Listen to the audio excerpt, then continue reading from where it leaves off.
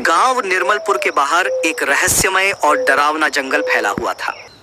यह जंगल इतना घना था कि सूरज की किरणें भी दिन के समय उसमें ठीक से नहीं पहुंच पाती थीं। गांव वालों के बीच इस जंगल को लेकर कई किस्से कहानियां प्रचलित थीं। कहते थे कि रात के समय जंगल में एक खौफनाक चुड़ैल घूमती है जो इंसानों की आत्माओं को अपने कब्जे में ले लेती है। लेकिन हर कहानी पर विश्वास करना आसान नहीं होता। कुछ लोग इसे पुरानी पीढ़ी के डर मानते थे तो कुछ इसे सच्चाई का कड़वा सच। गांव के किनारे एक छोटी सी कुटिया में दो भाई बहन रहते थे, आदित्य और मीरा। दोनों के माता पिता का बचपन में ही निधन हो गया था और अब वे एक दूसरे का सहारा थे। आदित्य बड़ा था, जिम्मेदार और गंभीर स्वभाव का, जबकि मीरा चंचल, जिज्ञासु और निडर थी। आदित्य खेतीबाड़ी करता था और मीरा जंगल से जड़ी बूटियां और लकड़ियां इकट्ठा करती थी। मीरा को जंगल से अजीब लगाव था, लेकिन आदित्य हमेशा उसे सावधान करता। मीरा, उस जंगल के भीतर मत जाना, वहाँ कुछ सही नहीं है।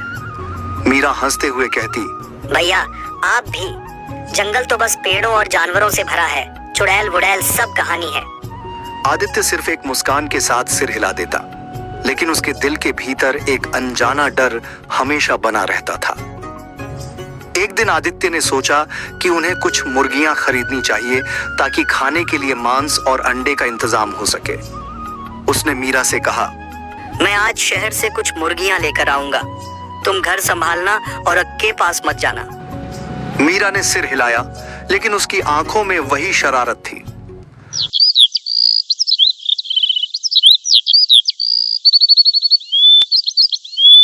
आदित्य सुबह सुबह निकल पड़ा और दिन ढलने तक उसने कुछ मोटी मोटी मुर्गियां खरीद लीं। वापस लौटते समय उसे जंगल के रास्ते से गुजरना पड़ा। जैसे जैसे अंधेरा गहराता गया, आदित्य को महसूस हुआ कि कोई उसका पीछा कर रहा है। पहले तो उसने इसे अपना भ्रम समझा, लेकिन धीरे धीरे पीछे से आती फुसफुसाहटें और पत्तों की सरसराहट तेज हो गई। अचानक एक ठंडी हवा के झोंके के साथ उसके सामने एक धुंधली छाया प्रकट हुई। छाया धीरे धीरे एक डरावने रूप में बदलने लगी। लंबे बिखरे बाल, जलती हुई लाल आंखें और नुकीले दांत। वो एक चुड़ैल थी। चुड़ैल ने एक कर्कश आवाज में कहा, ये मुर्गियां मुझे दे दो, वरना तुम्हारी आत्मा मेरी होगी। आदित्य के रोंगटे खड़े हो गए। उसने मुर्गियों को कसकर पकड़ा और अपनी पूरी ताकत लगाकर भागने लगा। जंगल की पगडंडियां अब उसे भटकाने लगी। पेड़ों की शाखाएं जैसे उसे पकड़ने के लिए आगे बढ़ रही थीं। किसी तरह वह सांसें फुलाते हुए अपनी कुटिया तक पहुंचा और दरवाजा बंद कर लिया। मीरा ने आदित्य की हालत देखकर पूछा, भैया क्या हुआ, आप ऐसे क्यों कांप रहे हैं? आदित्य ने कांपती आवाज में कहा, वो जंगल में चुड़ैल थी, उसने मेरा पीछा किया। मीरा ने हंसते हुए कहा, भैया आप भी डरपोक निकले, जंगल में कोई चुड़ैल वुड़ैल नहीं होती, आप थक गए होंगे। आदित्य जानता था कि उसने जो देखा वो असल था, लेकिन मीरा पर असर नहीं हुआ। रात भर आदित्य बेचैनी में करवटें बदलता रहा, जबकि मीरा गहरी नींद में सो गई। अगली सुबह आदित्य को तेज बुखार हो गया। उसका चेहरा पीला पड़ गया था और आंखों के नीचे गहरे काले घेरे उभर आए थे। मीरा ने सोचा कि उसे आराम की जरूरत है, इसलिए वह अकेले ही जंगल में लकड़ियां लाने निकल पड़ी। जंगल में कदम रखते ही उसे भी अजीब सी सरसराहट सुनाई देने लगी। पहले तो उसने इसे हवा का खेल समझा, लेकिन फिर पीछे से आती धीमी फुसफुसाती आवाज ने उसे चौंका दिया। पीछे मुड़ते ही मीरा का दिल जोर जोर से धड़कने लगा। वही लाल आंखों वाली चुड़ैल उसकी ओर बढ़ रही थी। चुड़ैल ने भयावह आवाज में कहा, तुम्हारे भाई ने मेरी भूख को रोक दिया, अब तुम मेरी अगली खुराक हो।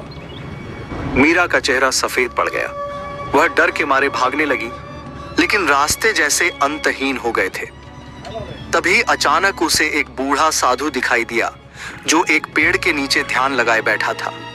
साधु ने मीरा को बुलाया और गंभीरता से कहा, डरने से कुछ नहीं होगा बेटी, अगर तुम्हें अपने भाई को बचाना है तो तुम्हें इस चुड़ैल का सामना करना होगा। उसकी कमजोरी उसका असली नाम है। मीरा ने कांपती आवाज में पूछा, मैं उसका नाम कैसे जानूंगी?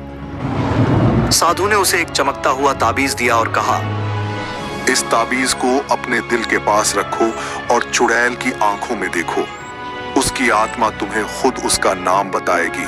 मीरा ने हिम्मत जुटाई और कुटिया की ओर भागी। चुड़ैल उसके पीछे पीछे आ रही थी। उसकी चीखें हवा में गूंज रही थीं।